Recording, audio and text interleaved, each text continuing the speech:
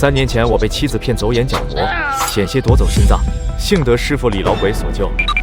如今复仇的时刻终于到了。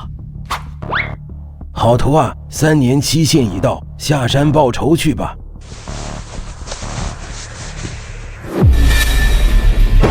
这是青龙之眼，千里之内，万物皆可透视。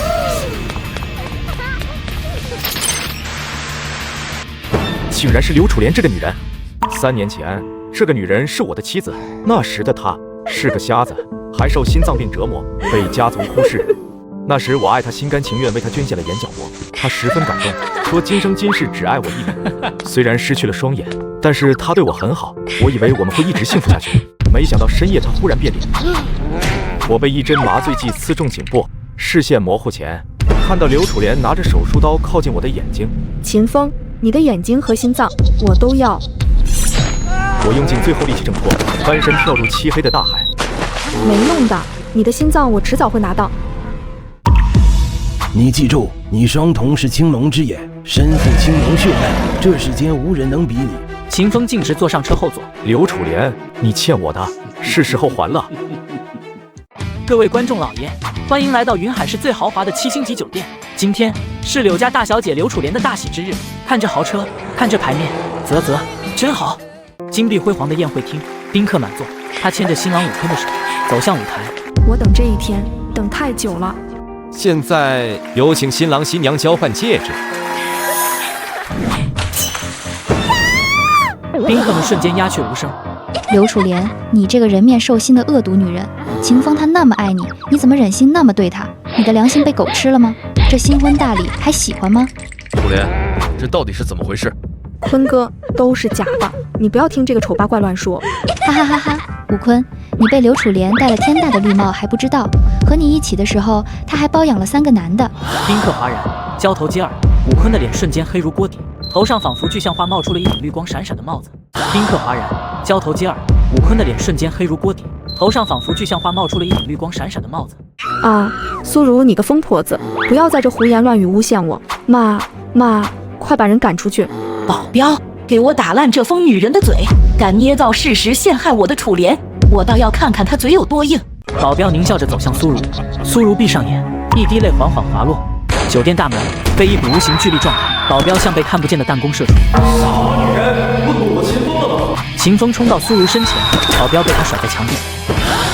你没死，太好了。对不起，我来晚了，你先到旁边休息一下，我杀几个畜生，让你开心一下。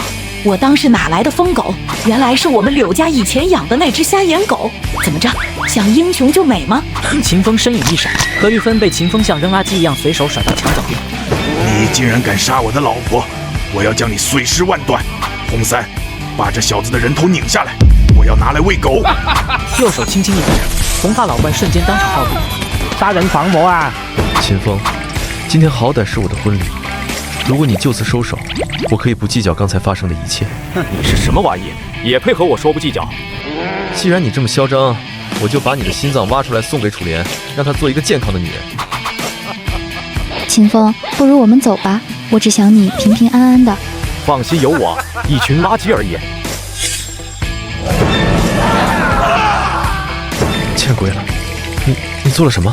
你这种蝼蚁还不配知道！给我跪！随着秦风的怒吼，武坤头脑一片空白，出现幻觉。他看到秦风变成了夺命阎罗，牛头手拿巨型斧头，狠狠向自己砍下。在极度的恐惧下，武坤竟吓到尿失禁，像死狗一样跪在秦风面前痛哭。秦风蔑视地扫了一眼像狗一样跪着的武坤，不再理会，目光转向早已吓得花容失色的刘楚莲和刘海万父女。秦风，我知道错了，你那么爱我，你不会杀我的，对不对？继续说。只要你放过我，我所有的一切都可以给你，几百亿财富，就连我都是你的。刘楚莲，你有没有把我放在眼里？你敢公然给我戴绿帽，你不要脸，我还要。如果连命都保不住，还要脸皮干嘛？我也不怕告诉你，这不是你第一次戴绿帽，所以你没必要这么生气。秦风，你胆大妄为，竟然敢在云海大开杀戒！张队长，他就是秦风，快把这个变态杀人犯抓走，他刚才还说要杀了我。刘楚莲，记住你现在的心情，待会就能体会到什么叫绝望了。小子，你果然够狂，不过今天你注定插翅难逃。四郎君听令，把他拿下。炎龙殿杀神令牌。炎龙殿杀神令牌，这人是什么神仙身份？这次就放过你。张队长，你怎么还走了？快把秦风这个杀人犯抓住枪毙啊！刘楚莲，从天堂跌落地狱的感觉怎样啊？别过来！救命啊！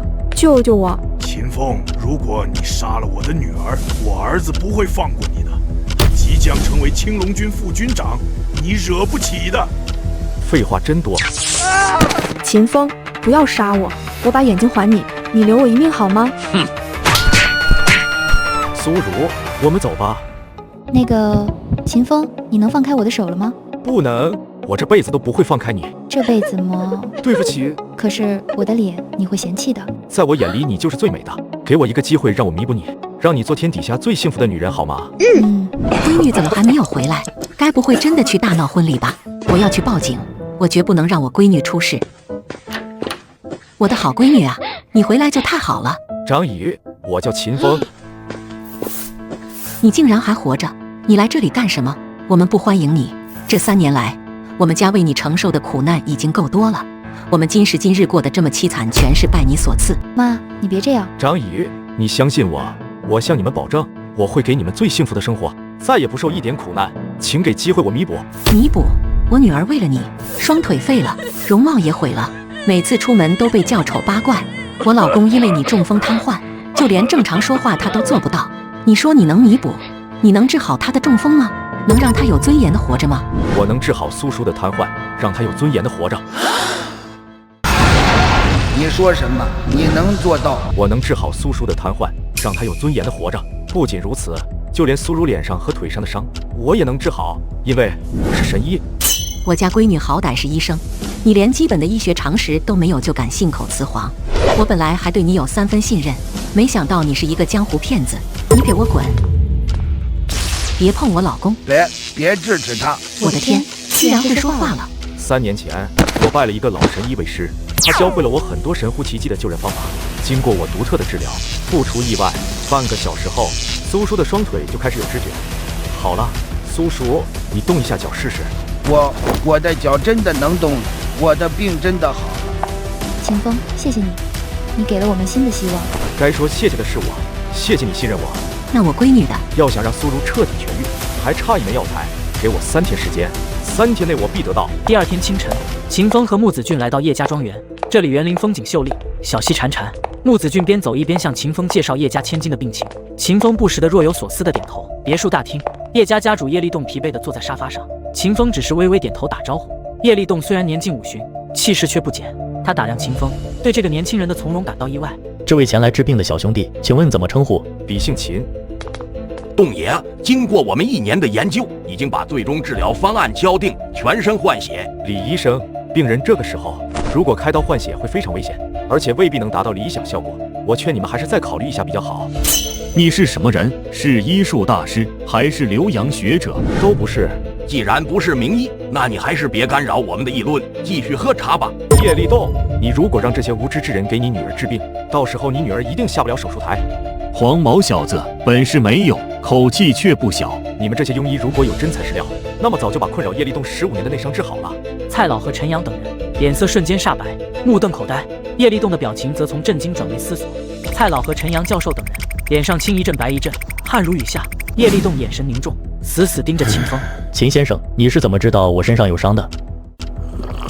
你内伤一旦发作，内脏就会剧痛无比，上半身骨头如同火烙，腹部以下却是如至寒冬，煎熬非常。而且每天午时和子时以及雨天之时，你的内伤就会加剧，痛不欲生。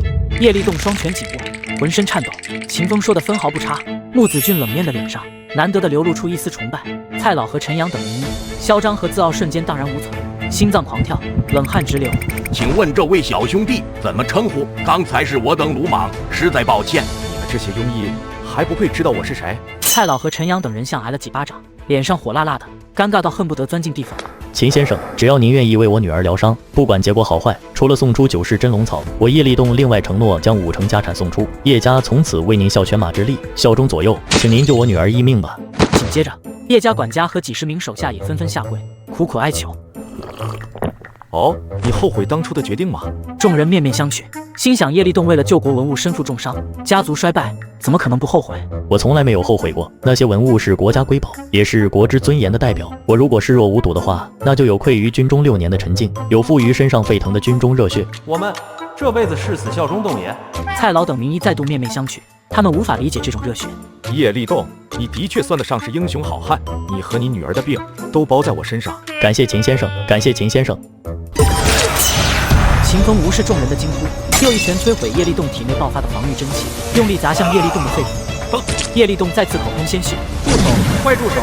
几名身强力壮的叶家武道高手跳出来，试图阻拦，但秦风周身3米范围内萦绕着一股无形真气防御罩，劲风呼啸，将所有手下全部挡开，无法近身。这真气太强了。秦风双拳连环打出，一拳比一拳精准有力，纷纷落在叶立栋的丹田、深藏、巨阙、神阙等穴道上，砰砰砰，发出阵阵怒响。叶立栋吐出10几口带着浓血的淤血，最终秦风收拳。叶立栋浑身无力，气喘颤抖，脸色煞白。栋爷，你还好吧？别担心，我刚才是为叶立栋疗伤而已。经过秦先生的拳打突出体内淤血之后，我的呼吸终于顺畅了。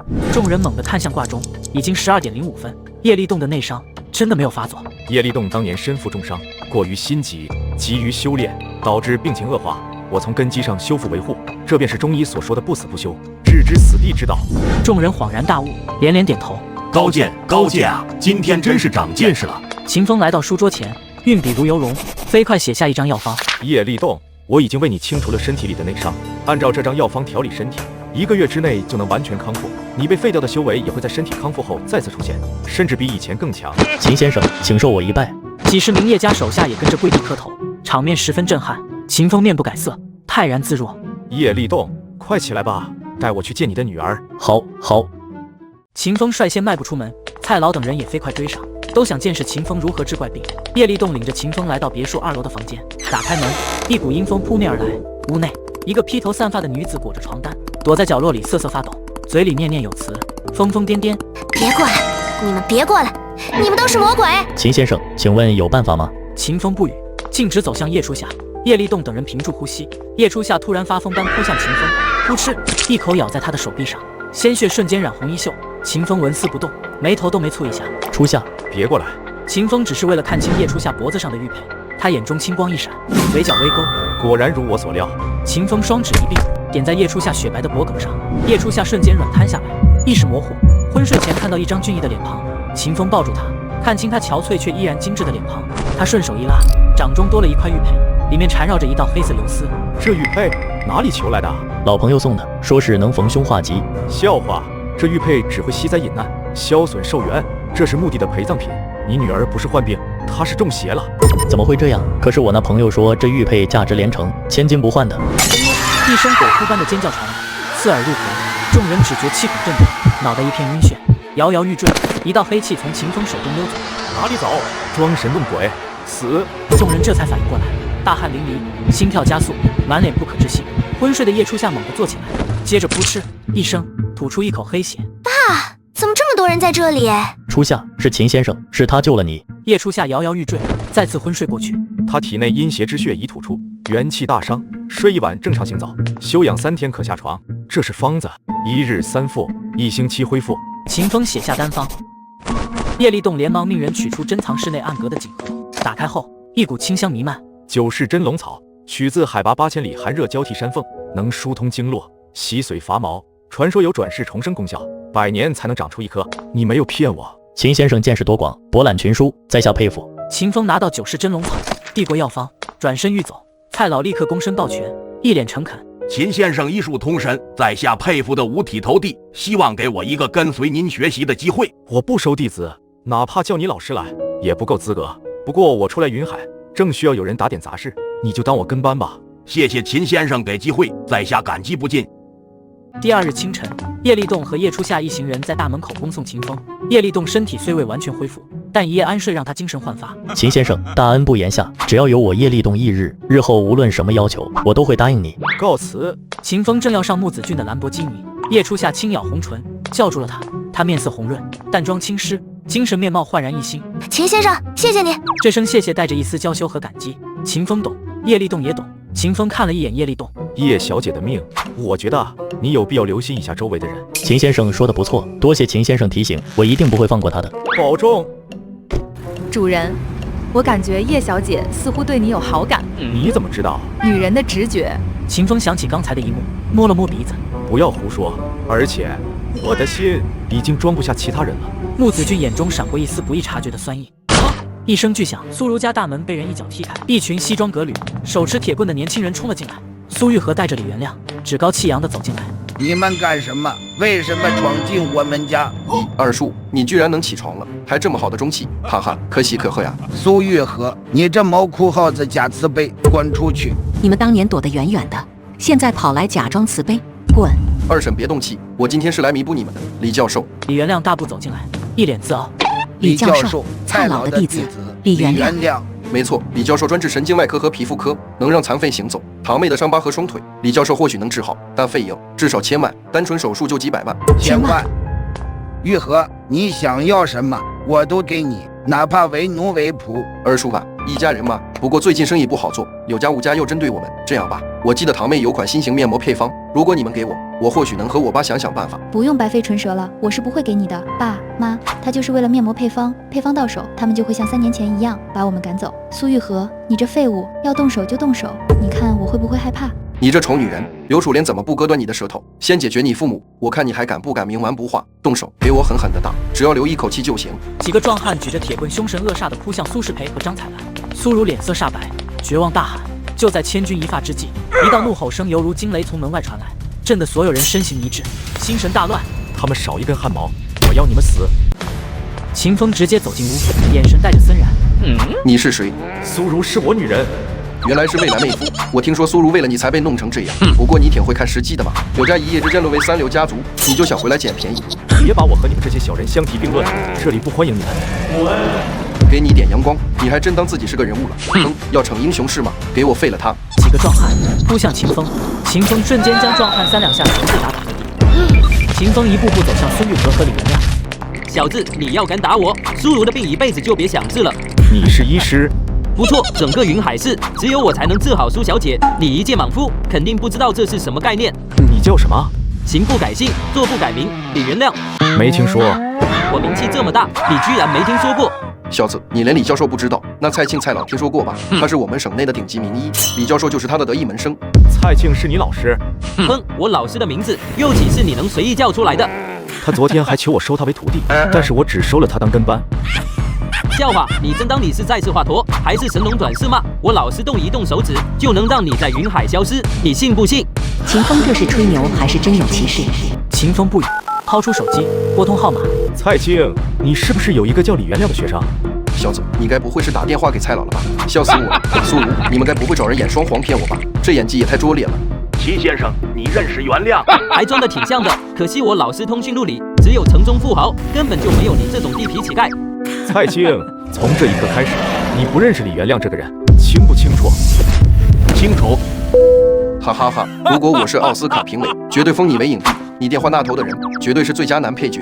突然，李元亮的手机响了。老师，是不是需要我去陪诊，当你助手？从这一刻开始，你再也不是我的学生，以后出去不要说你和我有关系。李元亮心急如焚，颤抖着手再次拨打，却无人接听。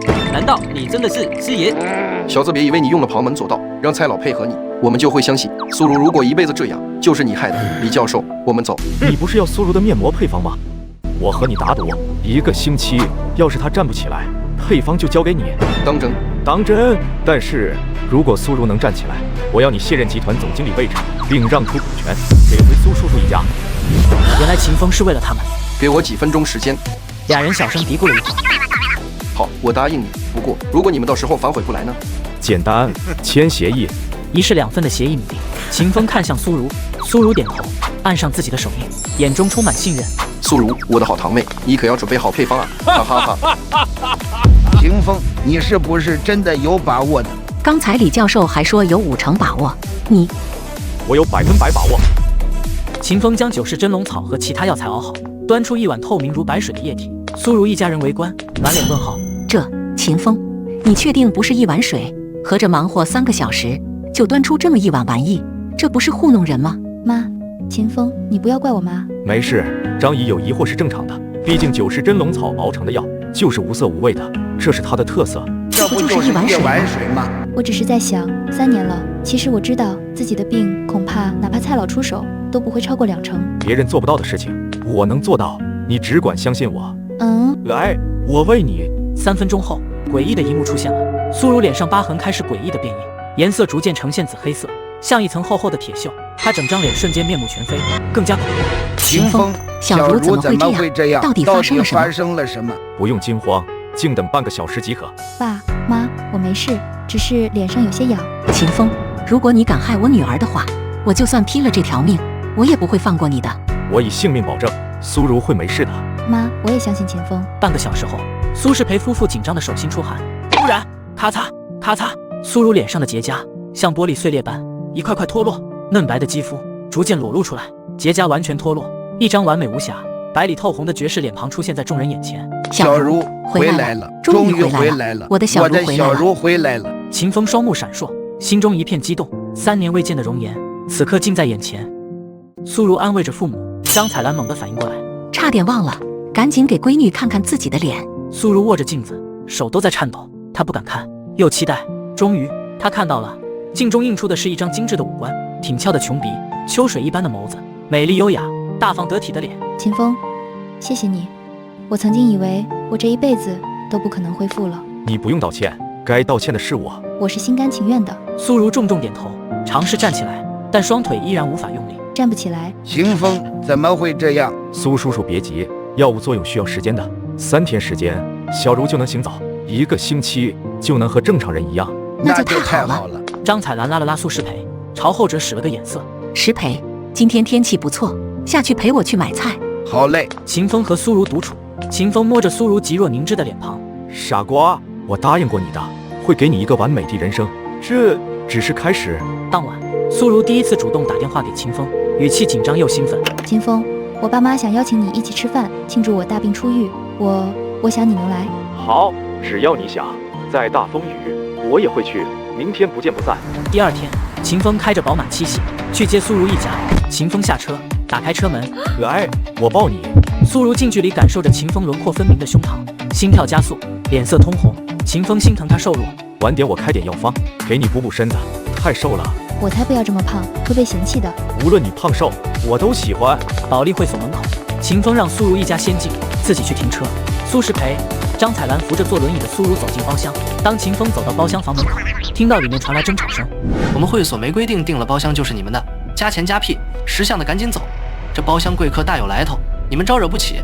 你行动不方便就别出来丢人现眼了，在家待着吧。再不走，我喊人了。你怎么这么说话呢？算了，爸妈，我们走吧。门口的秦风听到这一切，双眼布满杀机，周身弥漫着一股冰冷的气势。他能想象苏如一家此刻的卑微与无助，他大不留心，踹开包厢门，给你一个机会，道歉。包厢门被踹开，秦风逆光走入，脸上写着大大的生人勿近。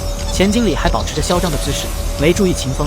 小子，你是什么鸟东西，居然敢！秦风缓缓抬头，露出青色瞳孔，嚣张的表情瞬间凝固，瞳孔猛缩成针尖，全身开始剧烈颤抖，腿软得像面条。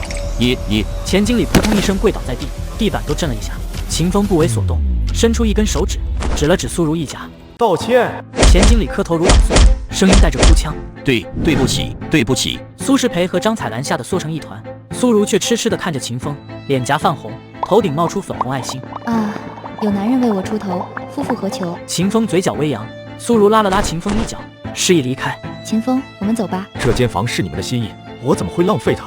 我们今天就在这里，我看谁能赶我们走。突然，一道尖锐的声音响起，包厢门被推开，徐玉扭着夸张的 S 型身段走进来，红裙、爱马仕、12厘米高跟鞋，每一步都带着嚣张的 BGM。她的脸部线条僵硬，一看就是科技与狠活。经理，人清走了吗？钱经理想站起来，但仿佛被泰山压顶，只能在地上扭动。徐小姐，我哟，扒着茅坑不拉屎，还敢羞辱经理，好大的胆子！苏世培连忙摆手，张彩兰也点头如捣蒜。没，我们不要包厢了。苏叔叔不用担心，有我在，今天便是天皇老子来，都请不走我们。徐玉气的眉毛都快飞出去了，脸上的粉底都开始裂开。来人，一帮蚁民竟敢在我未婚夫的地盘闹事，把这贱人的脸给我划几刀！2个壮汉保镖冲进来，面目凶狠。秦风眼中青光一闪，敢踏前一步，就死！两个保镖被秦风的眼神镇住，身体僵硬。徐玉尖叫，愣着做什么？上啊！保镖一咬牙上前，秦风左右开弓，啪咔嚓2声，头上冒出漩涡状的星星和鸟，直接昏死过去。啊！起来，给我起来啊！你死定了，我未婚夫就要到了。秦风面无表情，一个反手，啪一声脆响，徐玉飞出，撞在桌子上。啊！我的脸，我的鼻子，你们都要死！包厢门再次被推开，武坤匆忙跑路，看到一片狼藉。发生什么事了？坤哥，是他打我，他杀了人。你们找死！居然敢动我未婚！武坤的目光对上秦风的青色瞳孔，怒吼声戛然而止，脸上由愤怒迅速转变为惊恐，再转变为绝望。是你？哦，原来你就是这人的未婚夫。武坤，看样子我们挺有缘分的。武坤身体一抖，扑通一声跪下，比钱经理跪得还标准。徐玉目瞪口呆，头顶冒出问号。坤哥，你认识他？闭嘴！武坤点头哈腰的想拉着徐玉走，徐玉不干，指着苏如一家继续叫嚣：“我不走，该走的是他们，打了我的人不跪下道歉，这事没完。”徐玉说着就要冲向苏如，秦风眼中杀机毕露。武坤，要么你解决他，要么你自行了断。武坤瞳孔地震，颤抖着拿起餐刀。徐玉惊恐尖叫：“老公，你要做什么？”我不是你老公，徐玉，这是你自找的。武坤一把拽起徐玉，拖走。这可以下单了，不要吓坏我的家人。钱经理吓得魂飞魄散，连滚带爬的去下单。钱经理下单后躲到角落，拿出手机，头顶冒出邪恶的小恶想法泡泡，举报秦风抱武少大腿，升职加薪，走上人生巅峰。喂，张队吗？这里有人杀人了。会所门口，张彪带着几个身穿制服的次郎军队员，气势汹汹地冲进来。钱经理电话里说得很急，发生什么事了？好大的胆子，竟敢在我云海！张彪脸色瞬间由红转白又转青，最后苍白如纸，汗如雨下。张队，就是他，他就是杀人凶手。张队，这么有空啊？谁敢在你这里撒野？和我说说。张彪双腿发软，一个哆嗦，差点跪下。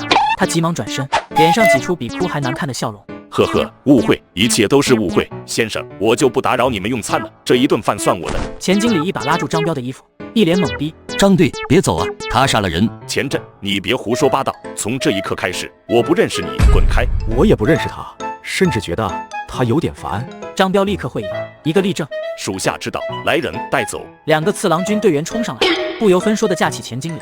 钱经理发出杀猪般的尖叫，被拖出包厢。又惊呆了。苏家家主苏博阳出差回来，走进别墅，儿子苏玉和向父亲说起把自己集团的股权都拿出去对赌的时候，十分意外和不满。你应该知道，凡是赌都是有风险的，我们集团从不打没有把握的仗。爸，这个你放心，我已经找李教授了解清楚，甚至还找了许多权威专家的意见，那死丫头能站起来的概率接近0。那就好，叶家的规划的医疗产业园，城建局已经批了，工地不日就动工，这是我们抓住这棵大树的最好时机。苏如手中的配方，正好是我们的敲门砖，这是你奶奶那里已经发话，无论如何都要取得配方。爸，你就让奶奶1万个放心吧，明天我会找权威的律师到场，而且他们如果不来的话，就视为自动放弃配方。要是他们拒绝交出配方，我还可以去法院申请强制执行。很好，你知道的，集团的股权大头都在你奶奶身上，这次表现得好，你奶奶说不定会转移更多股权给你。苏玉和满脸笑容，他已经看到了胜利的希望了。第2日，秦风推着苏如进入事务所，苏玉和看到苏如的脸，先是一惊，随后又看到轮椅，不屑一笑。苏如，真是奇迹啊！你的脸居然恢复了，不过很可惜，胜利女神是站在我这一边的。乾坤未定，说不定有奇迹发生。苏如低头不语。金律师走过来，苏少爷好，苏氏集团公司的股权转让书我已经看过了，没有问题。这边，苏如颤抖着手拿出一份文件，紧紧攥着，眼中是心血被夺走的痛苦。根据双方的约定，只要苏小姐不能站得起来，配方就归苏公子所有；反之，苏公子在集团公司的股权就转让给苏小姐，全程都有监控和摄像。苏如，不如你现在就认输吧，你的双腿永久都不可能站起来。苏如沉着腿，眼眶泛红，苏玉和笑容更加灿烂。好了，金律师，可以宣布结果。我宣布。慢着，苏如都没有尝试，怎么知道不行？也罢，反正我今天心情好，时间多。苏如欲言又止，秦风蹲下身，握住苏如的手，眼中闪过一抹青色光芒，如同星辰。苏如深吸一口气，双手撑着轮椅扶手，双腿颤颤巍巍。苏如双腿奇迹般的开始伸直，苏如站得笔直，美眸含情脉脉地看向秦风。我早说了，你可以的。怎么会？你怎么会？其实苏如早在3天前喝了我的药，就已经可以尝试站起来，只是她3年一直陷入自我怀疑当中，太久没有和双腿取得感应和练习，所以才给了她不能站起来的心理假象。苏玉和脑袋嗡的一声，一片空白。他看到桌上的协议，像疯了一样冲过去，伸手就要撕烂。不，骗子，你在骗我下套！金律师，这协议作废。秦风一个侧身，抬脚，砰一声，苏玉和像个被击中的保龄球一样，呈抛物线飞出，哐当一声撞在墙上，四脚朝天，协议稳稳落在秦风手中。哎呦，秦风，你居然敢踢我！你要毁坏协议，我当然要阻止你。金律师，可以宣布结果了吧？我宣布，苏公子在苏氏集团的所有股权全部转让给苏如小姐，协议立刻起效。死丫头，你居然联合一个外人来给自己人下套，你就不怕你爸妈出门被车撞吗？你住嘴！你们自私自利，为了明哲保身，早就把我们踢出家族。还有，这股权本来就是我爸的，我只是拿回原本属于我们的。好，苏如，你以为拿了我股权，你就能回公司吗？我们走着瞧。苏玉和气冲冲地离开。没事了，一切都在往好的方向发展，不是吗？秦风，谢谢你。不用谢我，以后你的事就是我的事，这才只是个开始呢。苏玉和回去把这件事告诉苏博阳之后，苏博阳拍耳机。什么？那死丫头站起来了，不是说万无一失吗？爸，他们就是下套给我，他们拿着这股权，随时都能回来公司我总经理的位置。冷静点，你二叔最听你奶奶的话，股权暂时给他们也无妨，关键是配方，去古玩市场找块上好的玉石，给你奶奶赔罪。奶奶只有你这么一个孙子，家族以后是你的。我知道，爸。次日，秦风到苏如家，看到苏世培、张彩兰和苏如愁眉不展。怎么了？秦风，你来的正好，给他们两父女出主意吧。苏老太打电话给我爸，让我们今晚回去吃饭。3年了，其实我不应该接，甚至不应该回去的，毕竟当年他们……我奶奶从小就不喜欢我，如果你是关心的话，就算她死了，我也不会流下一滴眼泪。我陪你们一起去，我也想看看他们玩什么把戏，到时候看我怎么收拾他们。秦风看向苏世培，苏世培重重点头。晚宴上，苏家亲戚们假笑，气氛诡异。秦风一行人入座。苏如，这位就是你的男朋友秦风是吗？苏家晚宴上，气氛诡异。苏老太假笑，苏玉和、苏博阳等苏家人眼神不善。苏如一家拘谨地坐着。不是男朋友，是未婚夫，所以有人如果敢欺负苏如，就是和我过不去，我一定不会放过他。苏如娇躯一颤，未婚夫，他把我当未婚妻了。苏家众人齐刷刷地嗤一声，眼神鄙夷。苏玉和更是冷哼，一个护工哪里来这么大的口气？真要喜欢苏如，这3年来你到哪里去了？你回来不也是基于他的配方？还有，我们邀请的是我二叔一家，你一个外人来做什么？苏玉和，别把你和秦风混为一谈，是我让他一起来的。好了，玉和，过门都是客，更何况秦风还是你未来妹夫，不许这么没礼貌。呵，虚伪。苏博阳朝苏玉和使了个眼色，苏玉和不情不愿地拿出一个锦盒。奶奶，这是我在古玩市场找的一块美玉，清朝的白玉葫芦戏，我用了92万拍下。好。秦风扫了一眼玉石，眼中青色光芒一闪而逝。秦风，听说你也是医学专业出身，好像是护工对吧？依我看，你还是辞职了，来公司帮我们更好。护工1个月能有多少钱？3000、4000，撑死了给你当个护理长。想要买得起这种玉石，一辈子都不可能。是啊，男的去当护工，只会被人看不起。这样吧，我认识医院的科长，我也可以介绍你去当医生，如何？护工职责也是帮助人，这只是我兴趣爱好，而且这样的玉石，我随便就能买一堆。信口雌黄，别给自己戴高帽子了，这是独一无二的玉石，真的以为是赝品吗？抱歉，我说错了，这块玉石连赝品都算不上，只能算是现代工业垃圾。胡说八道，小子，你有什么证据？秦风拿起筷子，随手一甩，筷子精准击中苏老太手中的玉石，玉石应声落地，碎成一地玻璃渣。苏老太，你该不会看不出来吧？玉和，你这个臭小子，居然拿赝品欺骗你奶奶！爸，我真的不知道啊，92万真金白银买的，我也是给人骗了。苏玉和眼中喷火地看向秦风，苏博阳也恨铁不成钢，但更恨秦风。苏老太最终压下怒火，算了，吃饭吧。苏老太看了苏博阳一眼，苏博阳立马了然地点点头。石培啊，最近你听说了叶家创建医疗产业园一事吗？这将会是我们苏家的一个全新机遇。说起来，我们还得感谢那个神医出手治好了叶家大小姐，否则叶家也不会创立这个医疗产业园。你经常在家里躺尸，怎么知道外面的世界？秦风喝着茶，闻言眼皮微抬。你们口中所说的那个神医，不就是我吗？石培，之前玉和上门是小贝做错了，你不要放在心上，大家都是自己人，我也不拐弯抹角。叶家这个产业园，谁能拿到战略合作伙伴，谁就能扶摇直上。我们苏家需要你们的配方，才有资格和叶家合作。我希望你们为大局着想，拿出配方，为家族集团带来利益。妈，这个苏如玉和的股权已经被你们拿到了，这事就当一笔勾销，以后大家全心全意为家族集团，如何？我不同意。小子，我们家族开会，关你什么事？我和我女朋友说话，又关你什么屁事？你都没公司股权了，我现在宣布，你已经被踢出公司了。你凭什么？就凭苏如是公司的股东，他的事全程交给我做主。苏如娇躯一颤，感受到前所未有的安心，眼中泪光闪烁，坚定地看向苏博阳。对，秦风是我男朋友，他的决定就是我的决定。哼，果然女儿都是外向的，居然帮一个外人，都不帮自己人。石培，你是怎么教女儿的？苏世培脸色瞬间涨红，猛地一拍桌子，所有人都被吓得一跳。够了，你们怎么奚落我、看不起我，甚至冷落我都没有关系，但是你们不能说我女儿，你们也没有这个权利。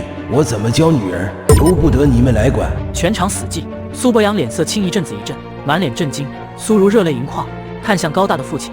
妈，无论你之前对我做什么，我都可以不计较，因为你是我母亲。但是我们一家的事，我们自己会有分寸。谢谢今晚的款待，秦风，我们回去吧。苏世培拉着苏如和张彩兰，头也不回地走出苏家别墅。秦风微微一笑，跟上。苏家别墅外，苏如感激地看向秦风。秦风，谢谢你，我知道你故意是刺激他们，好让我们家振作起来的，对吗？我不是故意的，我说的是真的。神医的确是我，叶家的医疗产业园也是为我而设。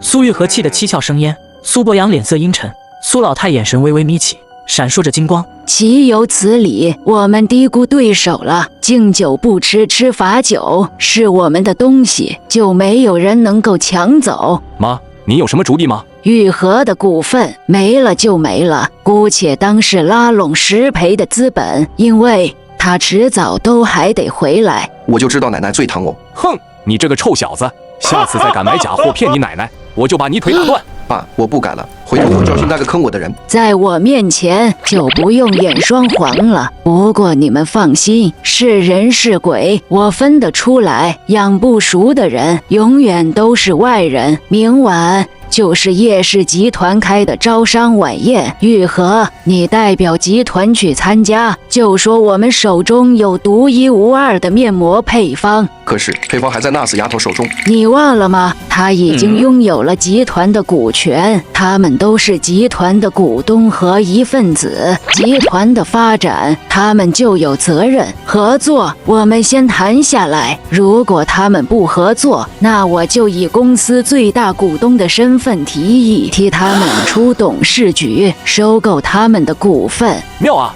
石培一家人唯唯诺诺，好不容易失而复得，一定会倍加珍惜。到时候他们不拿也得拿出来。当然，为了保险，我找来了一人陪你去，确保万无一失。这个招商酒会，我们志在必得。地云天宫，秦风的豪华别墅，木子俊单膝跪地汇报。主人，叶立栋在地下发布了寻人消息，说要找一个姓秦的神医，看到消息的话就打这个电话。这叶立栋还真有手段，他找我何事？说是明晚一个招商的酒会，想要邀请你参加。喂，我是秦风。秦先生，明晚的招商酒会，我想邀请你参加。好，我会去的。秦风又拨通苏如电话。秦风，这么晚了还没睡吗？想你了，所以给你电话。对了，叶家的招商酒会，明天我们一起去吧。啊，就这么说定了，明天我去接你。对了，明天要穿得好看点哦。第二天夜晚，秦风驾车来到苏如家。苏如身着银白色紧身长裙，波浪长发，妆容精致，优雅端庄，美得惊艳。秦风看得眼神一亮。苏如被秦风看着，脸颊羞红，向秦风走去，脚下突然一崴。秦风眼疾手快，立刻扶住他。没事吧？太久没穿高跟鞋了。我扶你。秦风和苏如告别苏世培夫妇，坐车离开，来到丽思江畔会所，灯火璀璨，豪车如林。秦风扶着苏如下车，苏如被眼前奢华的景象震撼。以后我们会经常来这些地方的。我不在乎去哪里，只要和你去哪里都无所谓。我会带你看遍全世界的。天哪，这也太浪漫了吧！不知道苏小姐能否赏个脸？苏如扑哧一笑，挽着秦风的手，自信而优雅地步入会所。会所大厅内，人头攒动，上流人士汇聚。远处，苏如身着银白长裙，优雅端庄，吸引了许多人的目光。另一边，苏玉和盛气凌人地走进来，身边跟着一个黑发老者。苏玉和表情有些不爽，突然冷笑一声，眼神死死盯着秦风和苏如的方向。真是冤家路窄，那家伙居然来了，连那个死丫头也来了。秦风是吗？苏老太已经和我说了他的事，要撵他出去吗？暂时不需要，这家伙就是个莽夫，真要动手也是他先动手，到时候我们就可以名正言顺撵他出去，先静观其变吧。苏玉和嘴角勾起一抹阴狠的笑容。秦先生，你也来了？我不认识你。他叫卢炫明，卢氏集团的少爷，3年前被武家打压。我好像有印象，你是武家邀请的宴客。秦先生，那天的事我绝对没有对外说出来，我们也是被武坤一家逼迫来的。卢氏集团是良心企业，名声很好，武家是用了下三滥的手段才打压他们的，他们也曾与我爸合作。这位是秦夫人。苏如脸颊泛红，秦风嘴角勾起一抹温柔笑容。很快便是了。难道你是苏如小姐？是的，我们以前在宴会上见过的。原来是苏如小姐，我为你曾经的遭遇感到抱歉。秦先生，我是想和你说，你要小心武坤。我听说武家之前和叶家有过合作，一旦成功的话，武家势力就会增大，我怕日后会对你们不利。没牙的老虎而已，不足挂齿，而且叶家不会和他合作的。突然，一道阴阳怪气的声音响起，武坤趾高气扬地走过来，谢安雅挽着他。卢炫明，这地方也是你能来的？吴少，我也是托了朋友的关系才进来的。一声脆响，武坤一个巴掌甩过去，卢炫明脸上立即多了个红色掌印。苏如脸色微变，秦风纹丝不动。武坤，你做什么？苏如小姐，主人教训自家的狗而已，不用大惊小怪。秦先生该不会想要插足别人的家事吧？这里是叶家地盘，要你也不敢动手。你怎么？你还想反抗不成？不要忘了，你们卢家能在云海有饭吃，全靠我武家的恩赐。你不是我武家的狗是什么？卢炫明被羞辱的一句话都说不出来。一旁的谢安雅凑过来，刻薄嘲讽：苏如，几年不见，看来你混得不怎么样啊，居然和卢家这样的三流家族的人厮混在一起。谢安雅，你怎么在这里？武少是我的男朋友，我怎么不能在这里？听说你之前双腿还废掉的，怎么不坐轮椅了？难道装的是假肢？谢安雅伸手就要去掀苏如的裙子，苏如脸色大变，一道黑影闪过，一声脆响，谢安雅直接被一巴掌打飞，狼狈地摔在地上，脸上多了血印。你什么货色？我的女人也是你能碰的？你居然敢打我！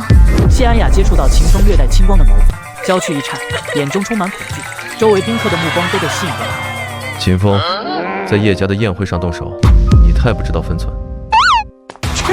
秦风又是一记响亮的耳光，武坤惊心直冒，脸上多了掌印。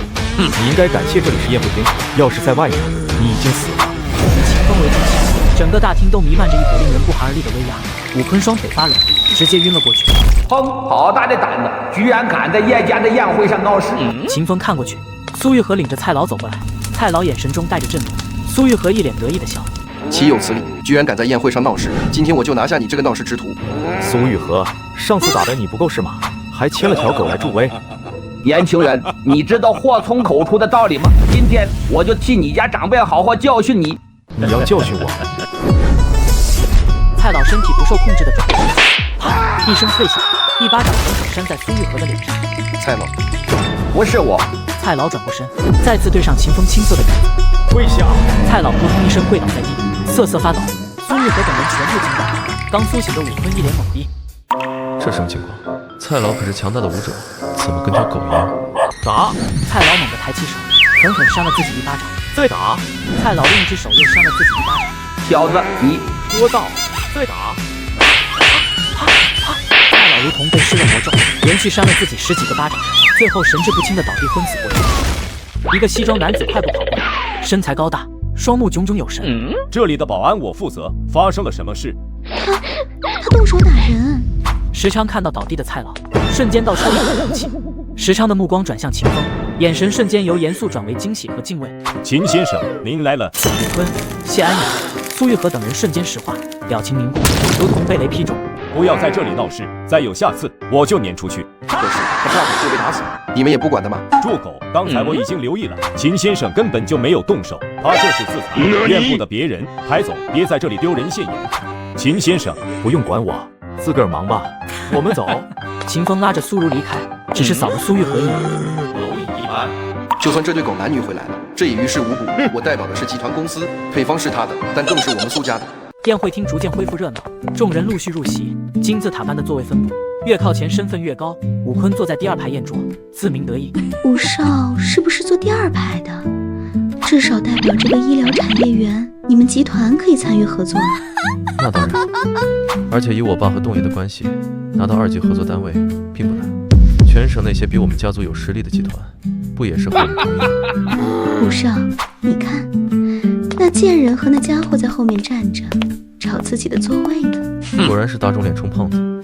我早说了，这些地方不是你能来的，来了也是坐最后排。等宴会过后，我会好好让洞爷教训他。苏玉和坐在第3排，也看到了秦风，心中畅快。都不知道这对狗男女是怎么进来的，不过他们也就只能坐后面。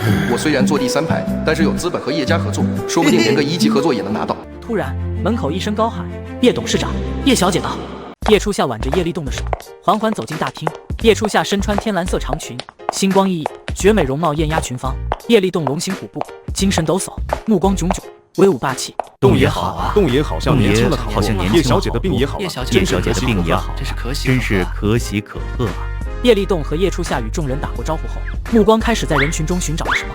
众人正襟危坐，心中紧张，期待被选中。爸，他在那里。叶立栋也看到了秦风的身影，然而两人也看到了秦风身边的苏如，气质和妆容丝毫不输叶初夏，两人站在一起格外般配。叶初夏的笑容凝固了一瞬，眼中闪过一丝黯然。走吧。不能失礼。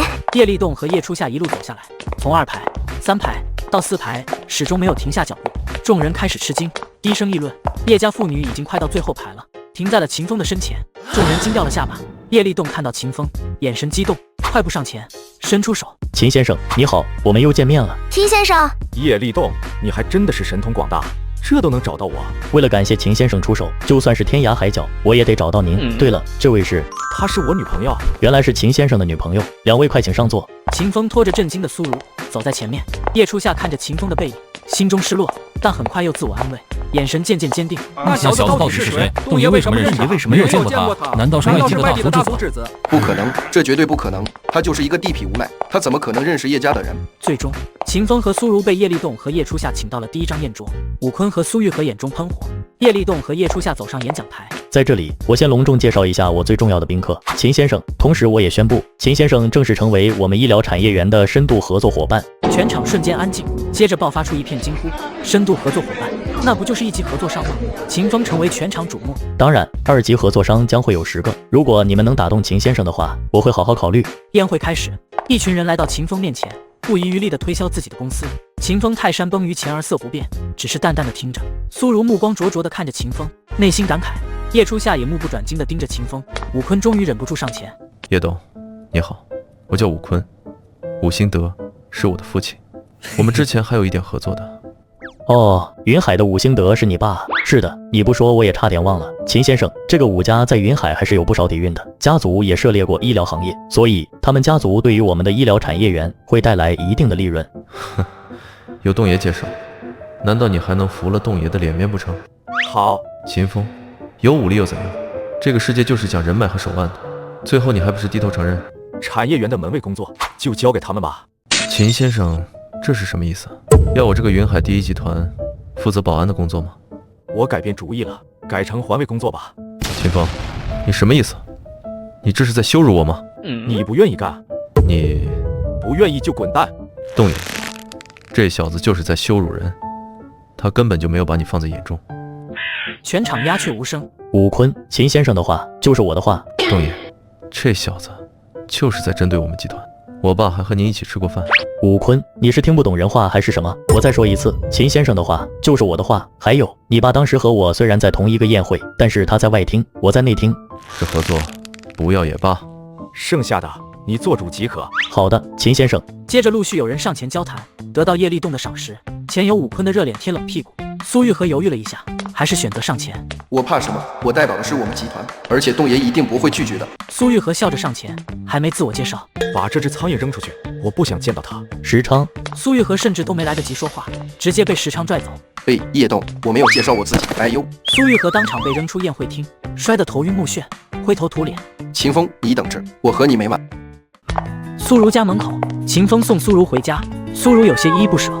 怎么不舍得吗？有了和叶家的这个合作，你们在集团内就有话语权了。苏如沉默了一下，抬头看向秦风。我知道你做这一切都是为了我，但3年的一切都不是你的错，你不用补偿我的，你已经救了我，现在你回来了就已经足够。好，你不想依靠叶家，我可以帮你，钱对于我来说不是问题。苏如怔住，有些不相信。你不信吗？我信，但是我不想要你的钱。我明白了，没问题，那我就带你去搞钱。第二天，苏世培家门口，苏博阳和苏玉和提着水果走过来，发现门虚掩着。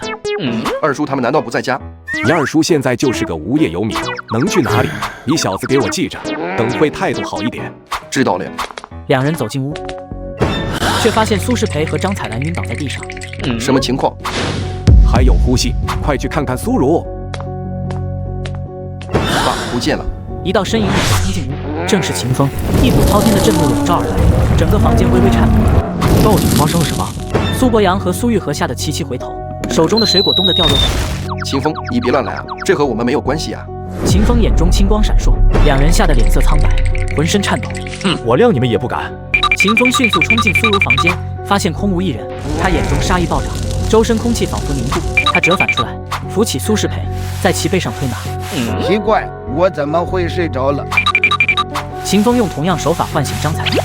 我怎么睡在了地上？小如不见了。张宇，到底发生了什么？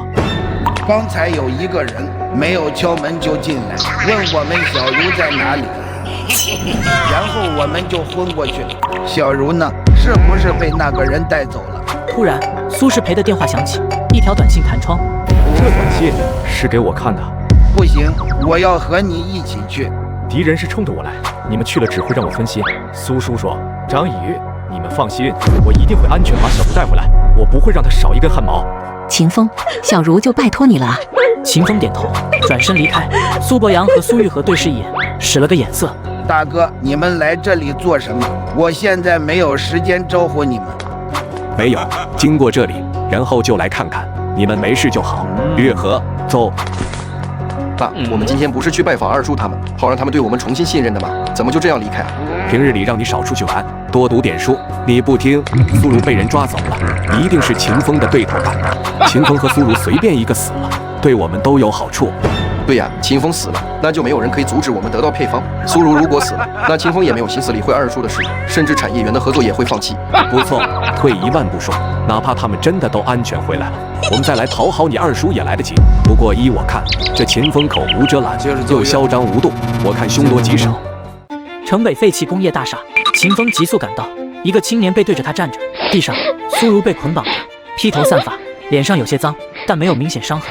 青年转过身，身上散发着一股阴冷气息，正是唐门杀手杨辉。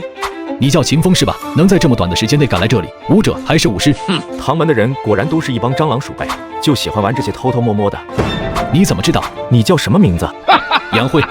我只说一次，忘了他。我的雇主和我说，今天必须有一个人死在这里，你选是你还是他？苏如拼命朝秦风摇头，示意他快走。真是男女情深啊！你的女朋友不惜死也要让你离开，既然这样，我就杀了他。杨辉嗤笑一声，伸出一掌就要拍下去。秦风眼中青茫茫的闪烁，杨辉的手腕仿佛被无形大手死死抓住，动弹不得。怎么可能？你以为掌握了主动权，我就会受到你掣肘，对吗？可惜在我面前，只有一个人能主动，那就是我。秦风眼中青芒爆发出一片青光，咔嚓一声，杨辉的手腕在空中硬生生折断，骨头错位的声音清晰可闻。杨辉啊的一声惨叫，捂着完全折断垂下来的手，惊恐万分地盯着秦风。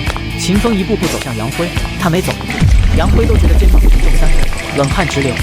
杨辉突然手一甩，一道银针朝秦风飞去，秦风躲都没躲，直接伸手抓住银针，针尖刺破掌心，一道绿色的毒气从银针上释放出来。银离针，哈哈哈！你中了我的银离针，便是大罗金仙下凡，你也没救了。秦风的掌心伤口瞬间发黑，接着仅半秒钟不到，手臂上已经被无数紫黑色的蜘蛛丝缠绕，看起来十分恐怖。苏如被堵住嘴，急得呜呜大叫，眼中满是惊恐。哈哈哈，小子，你中了我们唐门的剧毒，哪怕你是1道宗师，没有3天也解毒不了。秦风五指一握，只见一片绿色的雾气从他手臂上弥漫而出，瞬间消散。秦风的手臂恢复了正常的颜色，仿佛从未中毒。怎么会？蝼蚁一般。杨辉如同晴天霹雳，瞬间被吓破了胆，发现双腿已经无法动弹。该死！杨辉一手抓起苏如，一手用银离针抵住苏如的脖子。小子，你再走近一步，我就撕破他的经脉。你能解毒，我就不信他也可以。哈哈哈！秦风果然停下了脚步。苏如满脸死灰，但还是使劲朝秦风摇头，示意他不要理会自己，赶紧离开。怎么害怕了吗？害怕的话就给我跪下求饶。你刺下去，他不死就你死。这个年轻人太恐怖了，他真的会杀了我？小子，这不是你女人吗？难道你就这么放任他去死？他不会死，拼了我的命，我也会保他。那我就看看你有什么本事。银离针直接刺在了苏如雪白的脖颈上，留下一个小小的红色针口。1秒、2秒、3秒，苏如却安然无恙，甚至连他自己都感到惊奇。不可能！杨辉脸色大变，预感不妙，一道黑影猛地从他脖子前擦过，他的脖子直接多了一道细长的血痕，紫黑色的蜘蛛丝瞬间爬满了他的脖子，旋即布满整张脸。他惊恐地后退了好几步。不好，中毒了！眼看苏如就要倒下去，秦风身形一闪，过去抱住了他。苏如扑进秦风温暖宽敞的怀抱，全身啜泣，感受着从未有过的踏实和安心。没事了，秦风，是我没有保护好你，我的错。不是的，是我连累了你。秦风心中庆幸。此时，杨辉全身已经变成了紫红色，在地上抽搐痉挛。他艰难地从口袋里拿出一个圆溜溜的解毒药丸，想要放进嘴里，但秦风一脚踢开，药丸滚到几米开外。我要解药。一个人集武师，也在我面前班门弄斧，这点毒连给我挠痒痒都不够。不可能，他怎么会？傻子，他吃了9世真龙草，你那点毒，就算来100倍，他也会没事。原来那药有这样的好处，好处还在后面，以后你会慢慢知道的。秦风捡起地上的解毒药丸，杨辉仿佛看到救命稻草，拼命哀求：救我，救我！谁让你来的？这是你唯一活命的机会。我不知道，是一个中间人，他在地下世界找到我。他叫什么？我不知道。我要。杨辉全身犹如万蚁噬咬，一点点黑血从皮肤渗透出来，极为惨烈。秦风面无表情，手中药丸直接捏碎，一阵风吹过，粉末散尽。我只说给你机会活命，但我没说放过你。杨辉又吐出一口黑血，全身僵硬，毒发身亡。苏如虽然是医生，但见到这一幕也有些不忍。我们回去。苏世培家，苏世培和张彩兰心急如焚地等待，看到苏如安然无恙回来，两人顿时哇的一声，紧紧抱住苏如，喜极而泣。然而这时秦风接了个电话，脸色一变，悄然离开。入夜，武家别墅，武兴德坐在沙发上，武坤有些担心地走来走去。这真的没有问题吗？你不相信我，也要相信你同叔，他混了几十年，人脉还是有的，而且有钱能使鬼推磨这句话，你听说过吗？还是爸你有办法？上次婚宴上，我已经想把他给杀死了，这家伙坏了我们的大事，我岂能这么轻易绕过他？武兴德皱眉，拿起电话给童叔打电话。不多时，童叔赶来。童叔，几个小时了，怎么还没消息？恐怕凶多吉少。武兴德和武坤脸色都是一沉，童叔甚至没有多说，就下了定论。突然，一个冰冷的声音在门口响起。所以你是知道了你的死期已经到了，是吗？武兴德和武坤两人脸色大变，猛地看向门口。秦风不知何时已经站在那里，青色的眸子在黑暗中闪烁。童叔眼神闪烁着一芒，死死盯着秦风。童管家不是说万无一失的吗？怎么会这样？爸，我们快走。不需要，童叔会杀了他。秦风看都没看武兴德和武坤一眼，目光落在童叔身上。人是你找的？年轻人，没想到你连唐门的人都敢杀，地级武士还是天级武士？你没有回答我，人是不是你找的？劝奉一句，就此离开，饶你一命。我问的是，人是不是你找的？整个别墅都在微微颤抖，似乎要坍塌一样。大厅的桌椅、装饰品等等全部爆裂开来，化为碎片。童叔瞳孔陡然一缩，脸色惊恐。下一瞬，秦风突然踏出了一步，隐约间，一道青光笼罩而来，仿佛大山一般，宛如泰山压顶。童叔的双腿直接跪在了地上。什么情况？秦风也只是踏了一步而已啊！怎么可能？秦风走了过去，目光俯视着跪地的童叔。你千不该万不该对付苏如的。秦风抬手，眼中无悲无喜。别杀我，我是林家的人，你不能杀我。西北林家果然搬出家族有用。林破琼看了我也要俯身跪拜，叫我一声秦店主，你算得了什么？你认的老祖秦店主炎龙殿。不待童叔把话说完，秦风一巴掌拍向童叔的头颅，顿时人没了生机。武兴德见状吓得脸色煞白，当场软瘫在地上，屎尿齐流。秦风仿佛鬼魅一样，瞬间到了武坤的跟前，挡住了他的去路。秦风一把扯住武坤的头发，猛地一用力，秦风伸出一根手指，指尖青光闪烁，如同世界上最锋利的手术刀，瞬间在武坤的双手双脚上划了几下。武辛德猛地掏出一柄黑漆漆的手枪，对准秦风，狰狞咆哮：“啊，我要你死！”哈哈哈！秦风，你不是很厉害吗？你再厉害还能比现代火器厉害？我杀了你后，我要把你挫骨扬灰，来给我儿子赔。武辛德本欲疯狂的脸上笑容突然凝固，子弹全部在秦风身前1米的地方定格住。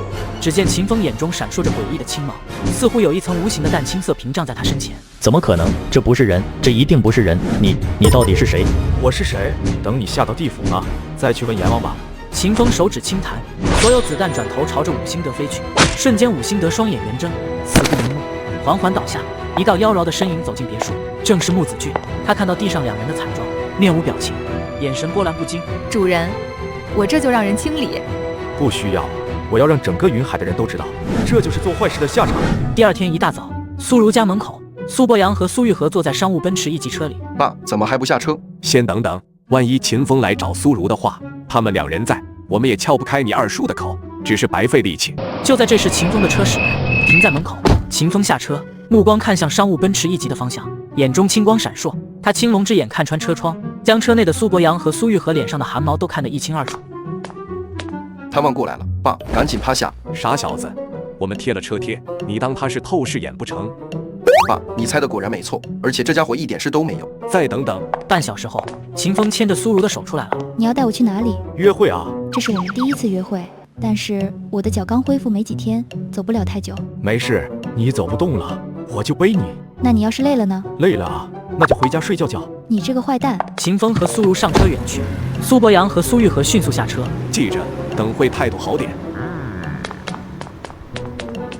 苏博阳敲了敲门，二弟，是大哥，开门。门打开，苏世培冷着脸，苏博阳和苏玉和笑着，刚踏上半步。呵呵，我们特意来看看苏如。关门被重重关上，苏博阳和苏玉和2人的鼻子被撞得通红。哎呦！地云天宫，夜晚，秦风神色轻松地走进来。主人，和苏小姐约会去了吗？很久没有心情这么好了。对了，你来了多久了？林一端着水果盘子，惺松长发，摇曳生姿地走了出来。主人，子俊姐已经等你3个小时了，再不来，她就要去你房间睡了。你别乱说话。子俊，是不是有话要和我说？突然听到门外传来警笛声，穆子俊眼神闪烁了一下。谁？陆婉琪，一个死咬着我不放的人。没想到这么快找来这里了。如果我猜的不错，应该是武家的事情。主人，我自己去打发他即可。敢踩上我门来，我想看看到底是谁。地云天宫大门外，陆婉琪带领小崔等警员站在门口，神色冷峻。穆子俊，我们又见面了。陆婉琪，这么有空来这里找我，该不会又是什么阿猫阿狗不见了，来问我去了哪吧？穆子俊，上次给你机会，没想到你还变本加厉了。你给我机会，还是我放你一条生路？气氛凝固，小崔等探员大气不敢喘。废话少说，你自己做过什么你自己知道。武兴德、武坤，是不是你做的？哼，他们死了与我何干？你觉得我要杀人，还会留下证据给你？整个云海能把尸体神不知鬼不觉处理掉的，除了你还能有谁？今天来是带你回去调查，你若反抗，你应该知道那帮跟你混的3000门生是什么后果。穆子俊正欲出手，秦风一道淡然的声音响起：够了！你是谁？你站着的地方是我的，你说我是谁？我不管你是谁，我是来带人走的，和你无关。和我无关，他是我的人，你说和我有没有关系？那我就连你也一起带走。带走我？张彪看了我都要俯身低头，然后绕路离开，你凭什么？笑话！张队是我们云海的次郎军队长，凭什么的人是你。我再给你们一次机会，跟我们离开，否则别怪我用武。陆婉琪，我劝你不要不自量力。陆婉琪这么一抓，却发现好像抓在了刚进混凝土上一样。秦风脚底坚如磐石，用力。陆婉琪用尽全身力量，全身内劲爆发，可还是无法撼动秦风一丝一毫。没吃饭，我让你用力。陆队，我没事。小小一个人集武师，我如果动手，你已经灰飞烟灭了。武道修炼最常见的有3个境界：武者、武师、武王。每个境界有天地人3个等级，他居然看穿了我的境界。再给你们一次机会，主动和我们回去，否则什么？杀了我！收队。陆队，我说收队。几个探员都打了一个寒战，他们第一次见陆婉琪这么愤怒，但是又无从发泄的表情。一行人驾车离开，一路上陆婉琪脸色难看，沉默不语。陆队，是不是发现了什么？他很强，回去立即查一下地云天宫主人的所有信息。那我们现在是回去吗？去案发现场，我想看看是不是漏了什么。我心中有一个假定，我需要去印证。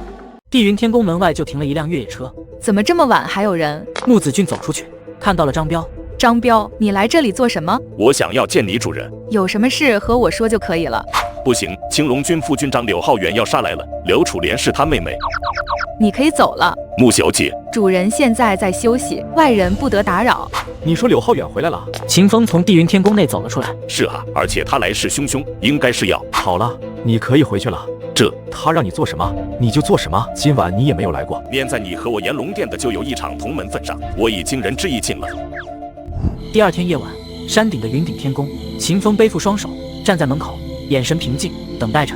柳浩远来到山顶，一眼看到秦风，眼中杀意暴涨，仿佛黑夜中的萤火虫一般刺眼。清风，我的前妹夫，真是好久不见啊！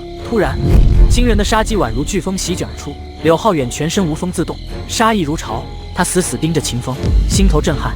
柳浩远，3年没见了，你还是这么暴躁？你好像知道我会来，是吗？清风，你杀我母亲和妹妹，想你该怎么还我？你觉得我不杀刘海外，不杀你柳家的其他族人，是因为什么？哈哈哈！你是不是想说我要感谢你不杀他们？柳浩远，劝你一句，退去，否则你将万劫不复。你知不知道你在和谁说话？你真以为消失了3年回来，增加了一点武力，就可以这样和我说话？清风，我今晚来就是要取你狗命，无论你怎么求饶，你都要死。是你饶我，还是我饶你？当初刘楚莲要和我结婚的时候，你为什么没有阻止？忽然，无形中一股恐怖的无形力量仿佛大山一样压迫而来。柳浩远脸色一变，怎么可能？你怎么可能变得这么强？没有什么是不可能的，就好比3年前，你没有把我当做一回事，甚至和刘楚莲狼狈为奸，想要利用我。3年后，你在我面前也和蝼蚁一样。我不信，拿命来！柳浩远不再隐藏，全身武王力量爆发，一股光芒在他拳头上凝聚，在黑夜中尤为明亮。秦风同样一拳打出，没有声势，没有任何光晕，轻飘飘一拳，柳浩远一拳就被打得骨折，直接后退好几步，满脸不可置信，手臂颤抖。怎么可能？荧光之火，一向之力也敢大放厥词，真的以为武王境就天下无敌？我不信，我要你死！秦风还是随手一拳，柳浩远再度后退数米。2项之力不够，柳浩远厉吼一声，又一拳打出，3项之力爆发，可还是如出一辙，被秦风打退几米，满脸铁气。他接连打出几拳，力量不断攀升。再来，太弱了，你再浪费我时间，废物！柳浩远一次次出手，一次次被秦风纹丝不动的打退，他却像小丑一样被不断羞辱，披头散发，暴怒如狂。清风，我要你死！柳浩远双眼布满血丝，全身力量疯狂汇聚，他整条手臂青筋暴怒，一拳轰然打出，整个云顶天宫都微微颤抖，一道光芒仿佛出生的太阳，赫然是10项之力。10项之力，柳浩远，你总算拿出吃奶的力气了，可惜还不够。是。两拳对碰，一道身影瞬间倒飞了出去，重重砸在地上，卷起一片尘土。云顶天宫战场上，柳浩远全身百孔千疮，满身鲜血，目光呆滞，脑袋空白，嘴里呢喃：为什么？我为什么会输？柳浩远，你根本不知道这个世界有多大。你到底是谁？你不是秦风，你一定不是秦风。你看到的我啊，已经是3年后的我，3年前的我已经死了。不可能，一定不可能，这是假的！我要杀了你！柳浩远突然暴起，就要冲过来一拳打来。柳浩远甚至都没有出手，秦风一手就抓住他的脖子，把他整个人都给提了起来。嗨嗨，柳浩远，我和你并没有什么仇。刚才你若是离去，我念在未出城的面子，会饶你一命，可惜了。你怎么会认识魏老？柳浩远双眼圆睁，死不瞑目。子俊，送客。山下5分钟过去，山顶的战斗已经结束，一个大的麻布袋直接扔到了张彪和陆婉琪脚下。什么人？穆子俊冷哼一声，转身离开。穆子俊，这收拾。陆婉琪走过去，打开麻袋，眼神倏然一沉。张彪也是吓得脸色惨白。秦风和苏如十指相扣，在云海湖边散步，湖光山色，一片宁静。苏如神色间带着一丝心事。怎么了？是不是有什么心事？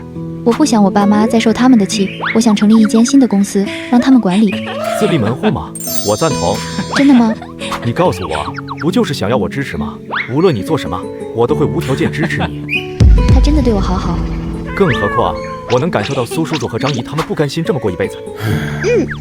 我爸妈对集团的付出可谓鞠躬尽瘁，所以我毕业后就一直钻研面膜配方。为的就是让他们能在集团中立足。最后，我花了3年的时间，终于成功了。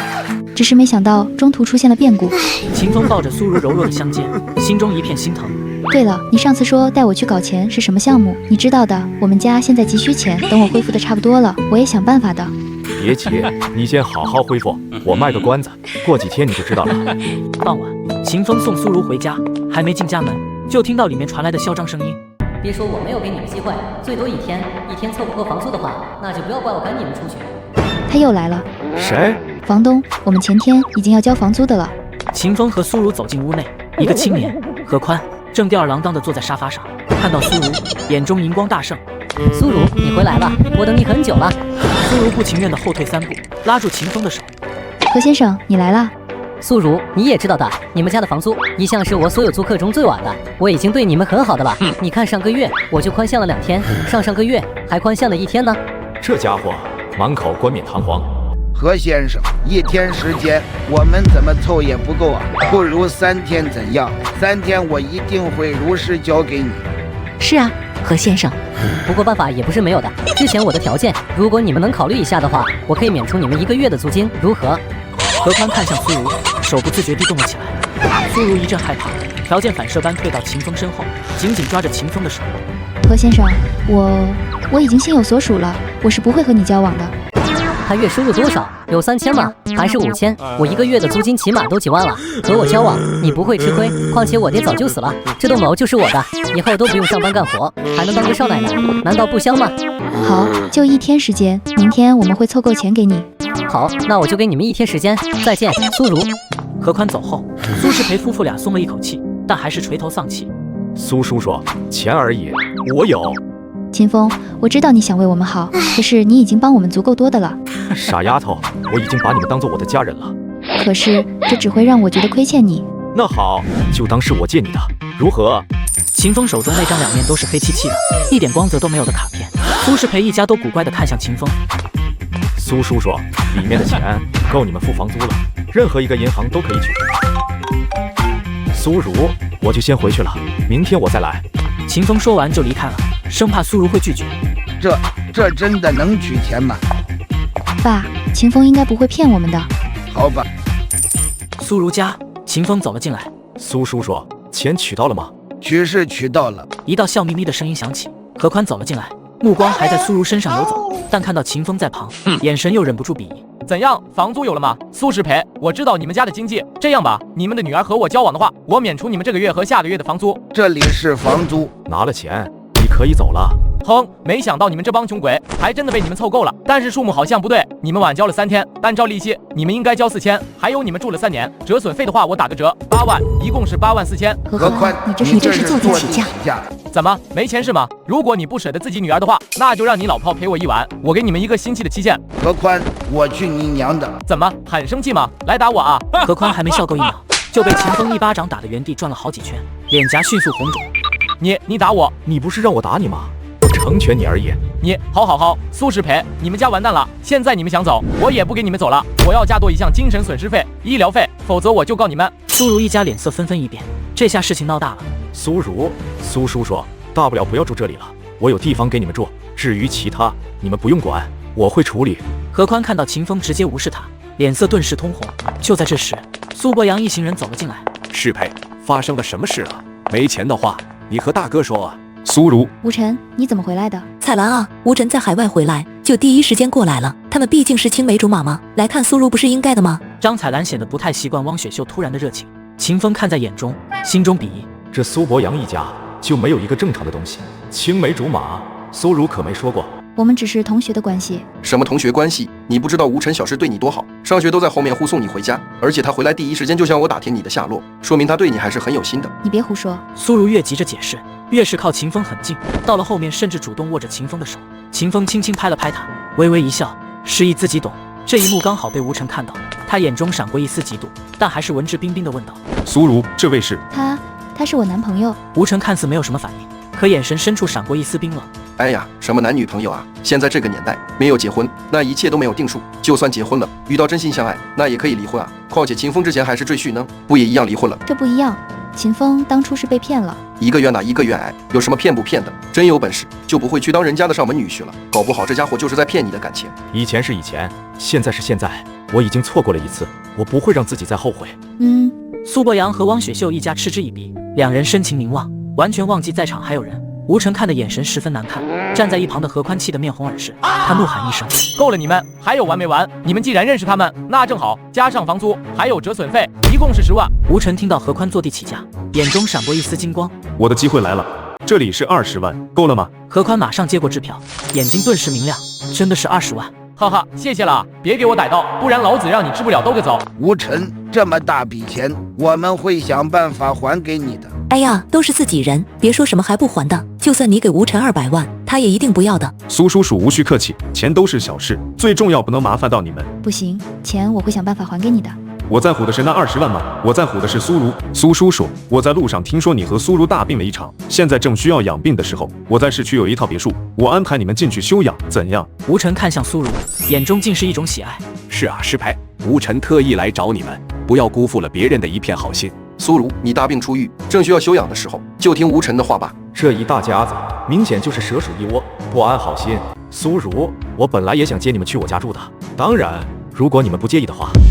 你家能有多大啊？有吴晨家里的别墅大吗？人家吴晨专门给小叔一家住，24小时有专门的佣人，有什么事还能第一时间知道。可是你呢？给小叔的银行卡里只有3000的存款，恐怕你自己生活都成问题吧？大嫂，不要这么说，秦风已经尽我所能帮我了。才取了3000，苏师培没有取多一点吗？没错，就是只有3000。那天我刚好在银行，我说秦风啊，你没钱的话，就不要糊弄二弟他们一家了。这么羞辱人多不好，适配，听大哥的，现在就收拾行李搬吧。我们不会搬家，现在才来关心我们，之前你们是怎么对待我们的？不需要你们的假惺惺。以前都是一场误会，当时我们被柳家和武家打压着，根本就抽不开身。是啊，我们一直都惦记着你们的，上次我们一起吃饭不也是很开心的吗？总之这里不欢迎你们，你们走。苏如一怒，顿时气短，呼吸急促。苏世培和张彩兰大惊，秦风马上搀扶着苏如到沙发上坐着。秦风，他怎么了？苏如刚恢复没有多久，不能太过劳神伤气。苏如现在不舒服，请你们离开。你看，秦风，苏如明显就是被你气的。你说你没本事，还装什么大款啊？我劝你还是趁早放手吧。不关他的事，是你们。我爸和省会的蔡神医有交情，我听说他来了云海，我这就让他过来。不用了，蔡静也不过是我的跟班，苏如的是小事。秦风，你说话也不打草稿的吗？大名鼎鼎的蔡静蔡神医如果是你的跟班，那我就是如来佛祖了。蔡庆真的是他的跟班？适配，你也陪他一起疯癫，你又怎么知道？你见过吗？我没见过，但是在电话上听到的。哼，眼见为实，没见过怎么能当真？你不能让他找个人来演戏，专门骗你们的。可是石培和小茹的病都是秦风治好的，吃了狗屎运而已。他就一个护工，能有什么医术？照看一下老人，端屎端尿还差不多。护工不是医生，这位先生还是不要乱来，省得加重苏如的病情了。苏如被顶撞，更加怒气攻心。秦风给他输送了一道气机，苏如才算缓和不少。你们不相信，找蔡庆来就知道了。你真的以为我们不敢？吴晨，我们这就揭穿你的谎言。苏如家，苏世培和张彩兰心头忐忑，既期待又担忧。半个小时后，一道火急火燎的身影跑了进来，正是蔡庆。吴公子，你来了云海，怎么不提前说一声？令祖父身体还好吗？蔡老，我朋友有些不舒服，请你看看。蔡庆表情严肃，立刻来到苏如旁边。秦风就站在苏如身边，蔡庆根本没留意他。麻烦借过一下，我要把脉。秦风不说话，退后了3步。吴晨等人见状更加藐视，苏世培和张彩兰也觉得十分尴尬。过了半晌，蔡庆才收起手。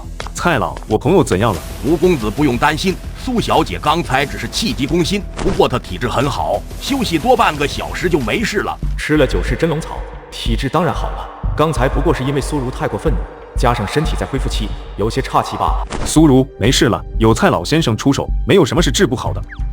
蔡庆，看样子你医术长进了一些，比之前谦逊了许多。大胆，蔡老的名字也是你能直呼的吗？蔡庆也十分不满，正要发作，但抬头看到秦风，脸色顿时大变，从愤怒转为惊喜万分。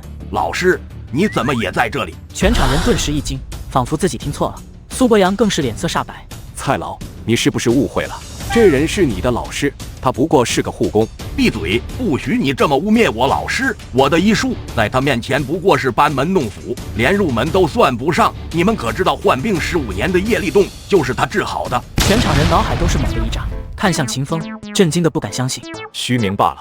老师，真的很抱歉，刚才我一心都在病人身上，没有留意到您。医者父母心，医德是如我门下的第一要义。你有资格当我的弟子，但只是外门的。多谢老师，没事就回去吧。是老师。吴晨脸色十分难看。秦风，真的很抱歉，我们误会你了。没事，眼见为实，这是正常人的思维。换成是我也会这样。大哥大嫂，如果没有什么事，你们就走吧。苏博阳碰了碰汪雪秀，示意他想个办法。汪雪秀一会看向秦风，笑眯眯的开口：彩兰啊，我知道秦风想要补偿你们，但是你们应该知道，你们需要的不是什么医术高明的神医，而是一个能够给苏如生活带来保障并且幸福的男人，不是吗？雪秀，你想要说什么？我听说秦风在当柳家赘婿之前，眼角膜和心脏都移植给了他的前妻，现在他的眼角膜和心脏都是人工的吧？苏如怎么着也是我们苏家的人，她的老公必须是一个健全的人，要不然结婚没多久，因为身体原因而导致苏如变成了寡妇，你说这怎么办？大伯娘，你不要乱说，这些都是外界的传闻。秦风身体完好无缺，我的心没有问题，比你们都要健康。汪雪秀还要继续说什么？张彩兰和苏世培实在听不下去，拿起一旁的扫把和拐杖，朝着苏博阳一群人打去。滚！你们给我们滚！二弟，你这……我敬重你是我大哥，我看出来了，你们今天就是来找茬的，我家不欢迎你们，请你们离开。一行人被打灰头土脸离开。吴晨临走之前说到苏如，我改天再来看你。不必了，以后没有什么事，你还是不要过来了。吴晨脸色一沉，看了一眼旁边的秦风，嫉恨之心更加之浓了。苏如，谢谢你相信我。我知道你身体已经恢复了，否则你也不会回来找我，而且我在你身边，我觉得很有安全感。为了防止这帮人继续骚扰你们，不如搬到我那里吧，这样也方便你和苏叔叔的恢复。可是会不会不好？张姨怕我那里太小住不下。不是，我是怕打扰到你，毕竟你和苏如也没有结婚。这样吧，我在市区找一套房给你们住，这样你们也方便一点。租金的话，我先帮你们出着，等你们有了再给我。秦风拿出电话跟穆子俊说明情况，让穆子俊安排。当天，秦风就帮忙着收拾行李，安排苏如一家入住了明珠小区里。新家明珠小区里面已经装修好，拎包入住。秦风，不用住这么贵的，我们住习惯了城中村。不用和我省钱，生活用品还有冰箱里的各种食物都准备好了，你们就安心住下吧。交代了一些事情后，秦风就离开了。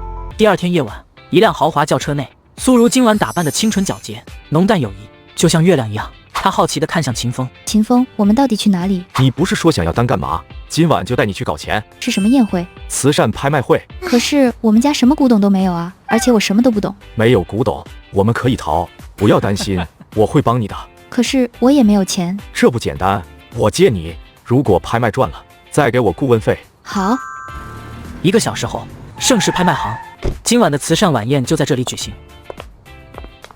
1楼大厅，人声鼎沸，各种西装革履和长相美艳的女人穿梭其中，好不热闹，都是城中名流。别小看这里，分分钟运气好的，甚至还能一夜暴富。想要凭运气一夜暴富，这和买彩票有什么不同？咱们凭借的是实力。苏如对古玩没有研究，只能跟着秦风走了10几个摊位，终于秦风在一个摊位上停了下来。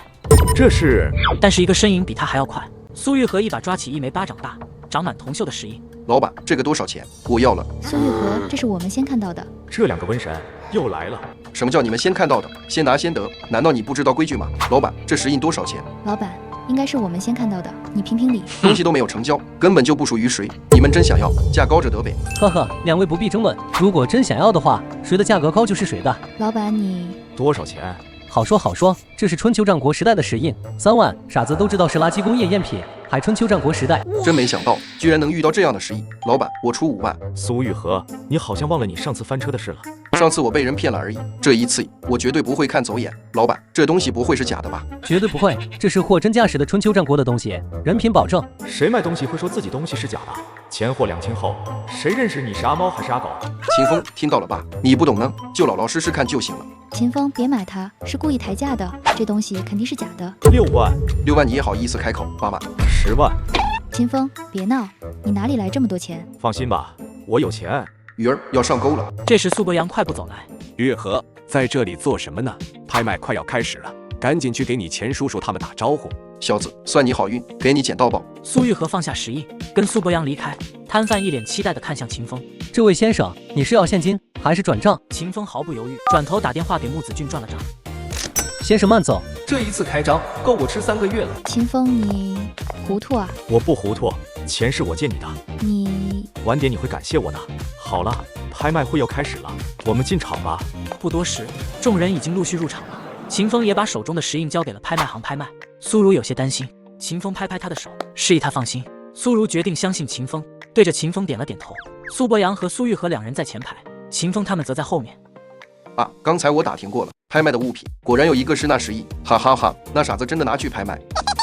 一块烂石头也拿来拍卖，他不仅会被当作笑话，还会被赶出去。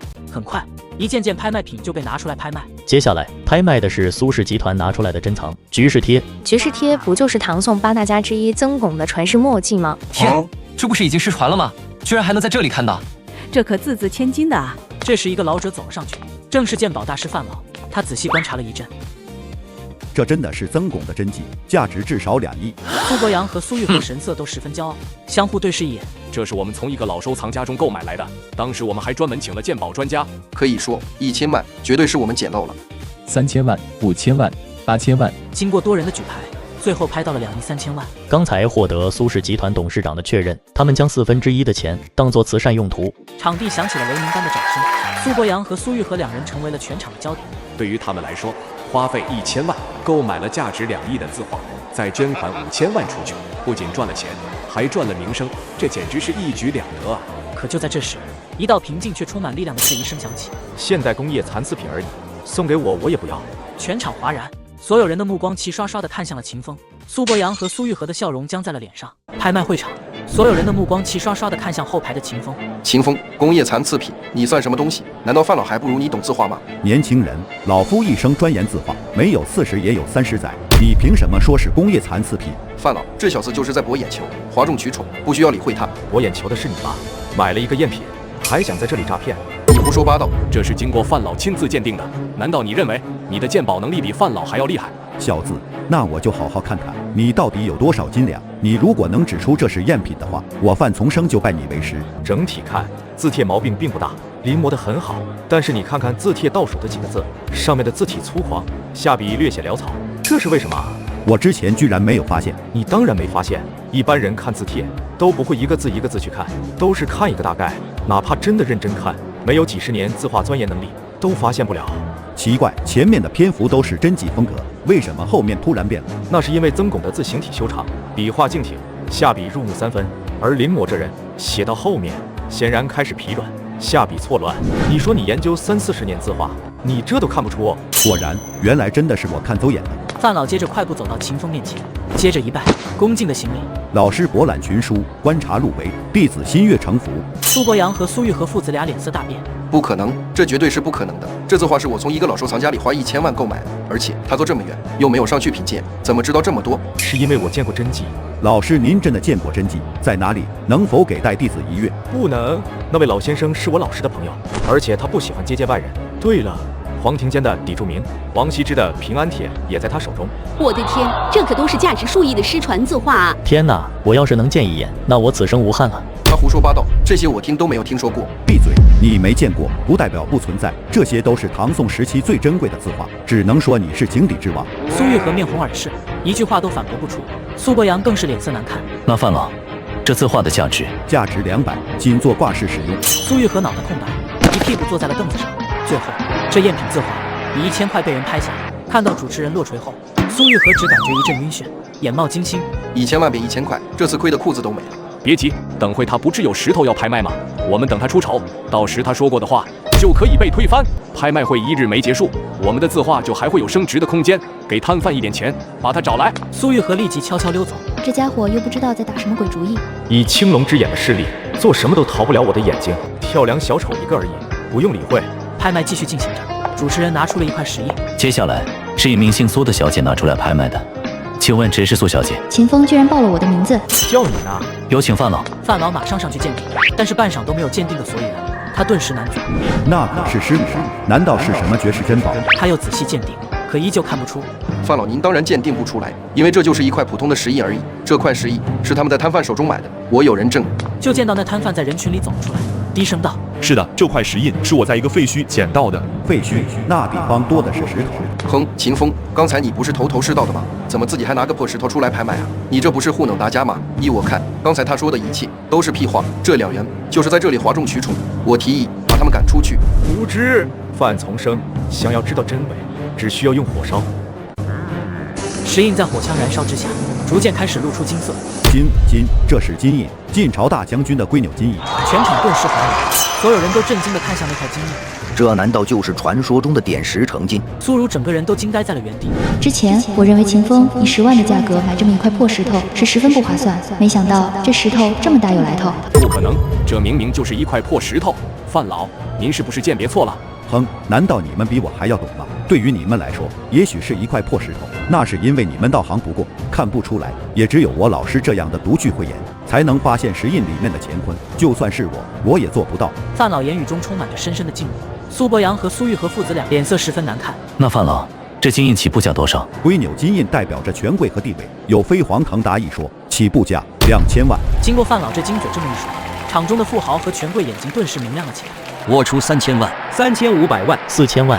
各个富豪开始争相出价，到了最后，价格直接定格在了8000万。门口的摊贩犹如石化了一般，整个人都僵硬了，他的心在滴血。8000万的宝贝，我竟然10万就出售了。秦风叫来工作人员，在他耳边说了什么，很快工作人员也传话到了主持人的耳边。刚才经过金印原主人苏小姐的确认，她决定捐出3000万，以帮助贫困山区儿童。让我们为人美心善的苏小姐鼓掌。全场响起了热烈的掌声。3000万的慈善捐款，已经是今晚全场最高了。苏伯阳和苏玉和父子俩脸上黑得犹如锅盔一样。秦风，慈善晚宴结束了，算上佣金和捐款的一部分，今晚秦风和苏如他们一共还有差不多5000万，而秦风直接把这5000万汇入了苏如的账户里面。车上，苏如沉默不语。苏如，不用这么大负担，我说了当你的长眼，这钱就是你的，你给我顾问费就好了。不是因为这个，谢谢你为我做的一切，我会好好利用这笔钱，不会辜负你的。那之前答应了我的顾问费，你要给哦。我会的，现在就给你。慢着，苏如刚抬头，秦风的双唇就贴了上去，樱桃小嘴，温润如水。秦风享受着这一刻，苏如也没有反抗，只感到娇躯微微一颤，半晌，四唇分开。秦风，你这就是顾问费。两人相视一笑，车厢内充满了甜蜜的氛围。苏如一家有了5000万之后，在苏世培和张彩兰的帮助下，开设了一间美妆公司，同时找好了厂房、购买器材等等，开始着手创业。面膜配方是他们的核心竞争力，而秦风则在幕后默默守护。秦风看着手机上的日历，时间很快过去了1个星期。所谓一日不见如隔三秋，我已经几天没有见到苏如了，所以打算今晚约她去吃饭。秦风打电话给苏如，喂，苏如，今晚我们一起吃饭吧。昨天班长联系我了，说我们今晚有一个同学会，要不我还是去推了他。不用，你也需要有自己的朋友圈，而且你的朋友应该也很久没见了，我们明晚再约也不迟。好吧。怎么了？没有，那我们明天见。苏如挂了电话。其实我更想和你去吃饭的。另一边，秦风挂了电话后，又有一个电话进来了。秦先生您好，还记得我吗？我是卢炫明。我记得你。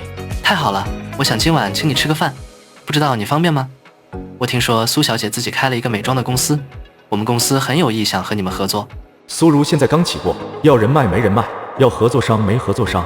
卢家曾经也是云海的大集团。好，晚上8点，云海大酒店。晚上，秦风开车来到云海大酒店。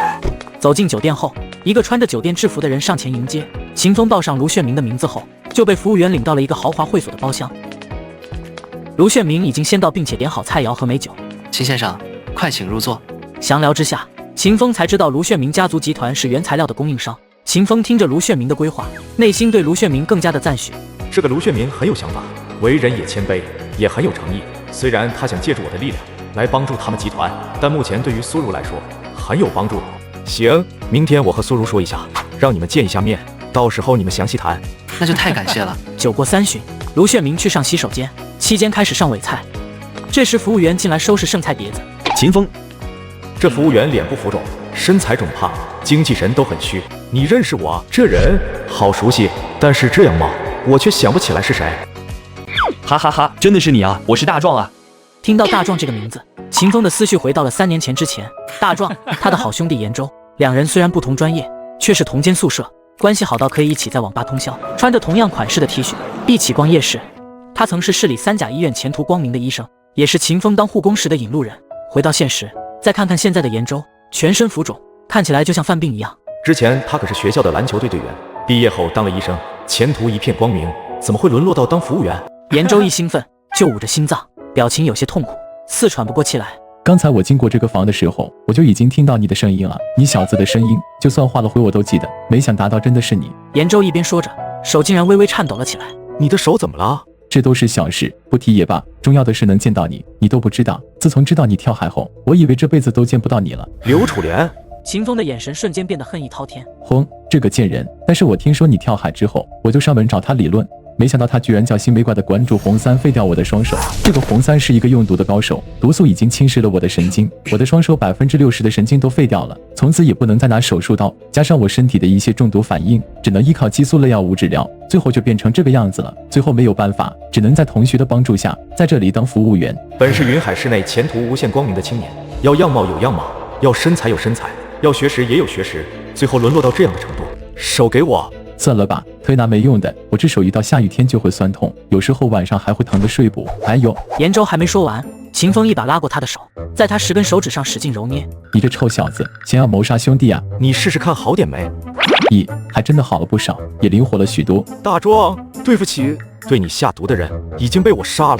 我知道你想让我心里好受一点，一辈子两兄弟，这些不必说。现在我恨的就是刘楚莲那婆娘，到处勾三搭四，风流快活，和武坤订了婚。上个月还被我看到她和一个男的勾搭在一起，要不是老子双手半废了，我遇到她肯定找个角落就地正法。为了那件女人，不值得啊！值得，谁让她这么对你？实些妇人，我这烂命一条，大不了和她一命换一命。人生难得一兄弟，死也不怕也要替自己报仇的人，夫复何求？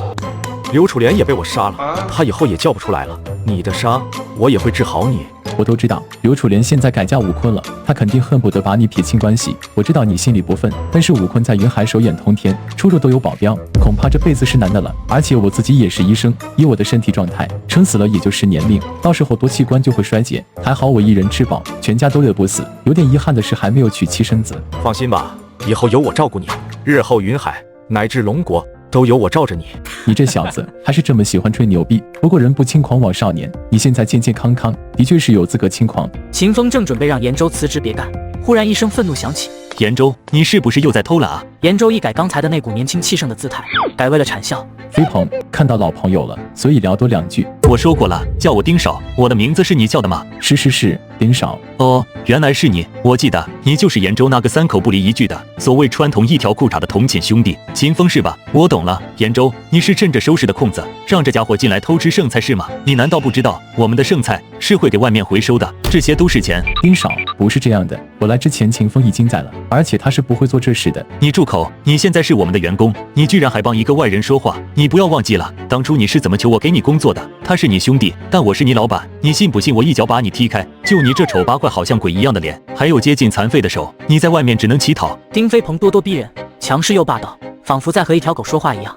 严州脸色涨红，连忙道：可是我也是工资减半。闭嘴，反驳上司，这个月你的工资没了。怎么不满意是吗？不满意给老子滚蛋！不敢。曾经医学系的高材生啊，大壮，这样的工作不做也罢，以后你就跟着我混吧。跟你混，你算什么东西？一个偷吃剩菜的叫花子，一个废的，一个穷的，你们真是绝配。你再说一次。我说你们真是绝。还不待他说完，秦风一巴掌招呼了过去，丁飞鹏被打得原地转了好几圈，最后直接跌倒，他脸上都被打出鲜血了。你打我？一条乱吠的狗，打你又怎样了？从小到大，只有我打人，哪里会有人敢打我？小子，你死定了！我这里是山哥罩着的，他现在就在这里，有种你别走。好，我等你。秦风，赶紧走，晚点的话，这辈子都要废了。包厢内，秦风依旧悠然自得地坐着。你没吃饭吧？坐下吃吧。秦风，我并不是和你开玩笑，这个山哥是云海金兰三花罩着的。金兰三花，这名字取得有意思，什么来路？这金兰三花是3姐妹，她们可不是普通人啊，可以说她们掌控着地下的情报、经济，还有人员的命脉。而且我听说，她们每一个人都是绝色大美女，在地下集团各司其职，甚至是警厅都拿她们没有办法。而且她们手中实力都很强，哪怕是次郎君都要忌惮她们3分。听你这么说，她们应该很漂亮。当然漂亮了，你都不知道。但凡见到她们，云海至少一半的男人都拜倒在她们的群流之下的。当初我也想去当她们的手下，但是连门在哪都找不到。食色性也，严州就算病入膏肓了，也不忘大谈美女。还有，你不知道，这3朵金花之上还有一个老大，那更是人间绝色，妩媚近妖。城中各大富豪就没有不垂涎他的。上次他来过这里，和城中的一些大客户开会，我看了一眼，真的才明白什么叫牡丹花下死，做鬼也风流。要是能被我见一面，那我这一辈子死也无憾了。有机会的。哎呀，别说这么多了，你赶紧走，这里有我帮你撑着。就在这时，一道冷笑响起：“严州，你这个废物，你拿什么撑？拿你的命吗？”完了，走不了了。不多时，丁飞鹏走了进来，连着进来的还有10几个人，为首的是一个中山装男子，梳着西装头，给人一种温文尔雅的感觉。山哥来了。山哥就是这小子，他根本没有把你放在眼中，还说你不值一提。我们没有这么说，只是什么？只是知道这里是山哥罩着的，就可以打我是吗？山哥他打我就是不给你面子，废了他。小子，就是你打伤丁少的。是我。很好，双手和双脚，你选一个。我要是都要呢？那我就留你全尸，换你小命，动手。山哥表面平静和善，可每句话无不是彰显他的狠辣。顿时10几个人全部冲了过来，秦风出手，3拳2脚，动作快如闪电，10几个人拳拳到肉，全部被打得鼻青脸肿，倒地哀嚎。这家伙什么时候这么厉害去了？山哥，你混哪里的？他的瞳孔竟然是青色的。山哥脑海忽然一个激灵，后背瞬间湿透了。手和脚，你选一个。小子，你知道我是？我替你选，手脚都不要了。接着秦风直接上手，把山哥的手脚都给全部折断。山哥的双手双脚当场废掉，呈现了一种不规则的形状，十分惨烈。但秦风又没有杀了他，让他享受痛苦。擦擦，山哥一口鲜血喷出。要全尸还是要小命？小子，我是黑姐的人，你……山哥又一口鲜血喷出。给你一次机会，全尸还是小命？小命。秦风这才收了脚。丁飞鹏早就被吓得魂飞魄散，转身就要走。严州更是被惊得下巴都要掉下去。有福同享，有难同当，一不做二不休。妈的，看不起我可以，看不起我兄弟是吗？老子踩死你！丁飞鹏，老子不干了，大不了和你一起垫背，狗眼看人低的东西。严州踹了10几20脚，踹到丁飞鹏鼻青脸肿，满脸鲜血。别踩了，我错了。好了，大壮，踩死他不值得。大壮，把他扶起来。我都这样了，难道还要折磨我吗？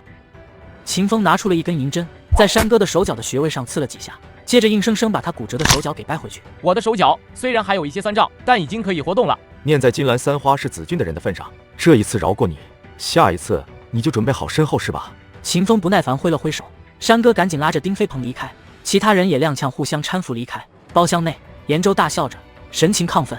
哇塞，秦风，没想到几年不见，你手段长进了这么多，连山哥都怕了你。你看到刚才丁飞鹏那个样子没有？哈哈哈，简直不要太爽！这家伙欺负了我这么久，就应该尝尝被人踩在地下的感受。说着，严州夹起桌上的菜，大快朵颐地吃了起来。这顶级的和牛，好多年没有吃过了，太好吃了。但是原本桌子上就没有什么剩菜，严州并不满足。秦风，还有吗？有，管饱。不仅今天，明天，还有以后，我不会让你再挨饿。秦风走出包房去喊服务员加菜了，突然听到一阵熟悉的声音：“来，大家，难得这么高兴，喝了这一杯。”这声音好像是苏如。